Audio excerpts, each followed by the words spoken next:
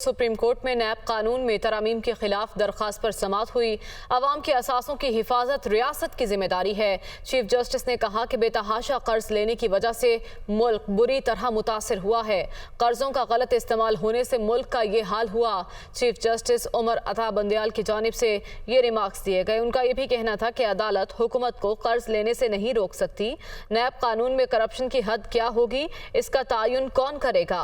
मुआशी पॉलिसियों को देखना सुप्रीम कोर्ट का काम नहीं। चीफ जस्टिस उमर अता बंदयाल ने दौरान समाअत मजीद क्या रिमार्क्स दिए, जान लेते हैं। हमारे साथ मौजूद हैं नुमाइंदा दुनिया न्यूज़ मोहसिन एजाज। मोहसिन, आगाह कीजिएगा आज की समाअत में क्या हुआ? देखिए, सुप्रीम कोर्ट ऑफ पाकिस्तान में 3 रुकनी बेंच ने चीफ जस्टिस उमर अता बंदयाल की सरबराही में इस केस की समाअत की है और नैब से 1999 से लेकर जून 2022 तक तमाम केस का रिकॉर्ड कर लिया गया है।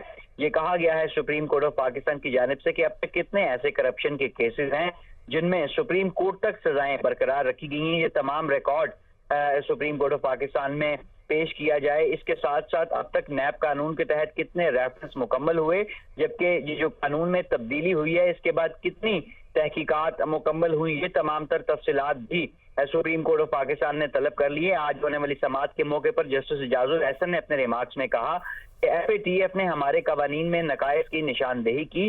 कवानीन में बेहतरी के लिए वो मयार अपनाना होगा जो दुनिया भर में अपनाया गया है।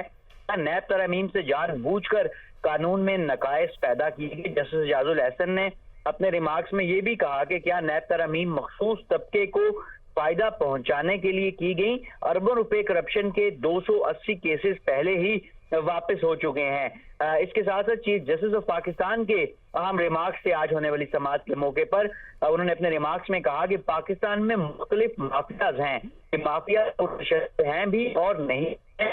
उन्होंने कहा कि मैं किसी माफिया का नाम नहीं लेना चाहता। दुनिया में जायदाद और दौलत पर टैक्स लिया जाता है। ये सब वो नुकात हैं जो सियासी नोयत के हैं और पार्लियामान ने तय करने हैं। चीफ जस्टिस ने यह भी कहा कि एहतसाब तंदुरुस्त मुआशरे और तंदुरुस्त रियासत के लिए अहम है। करप्शन दुनिया में हर जगह मौजूद है। नैब कानून में कुछ नकाइस भी मौजूद हैं। शुक्रिया मोहसिन, आपने अपडेट किया।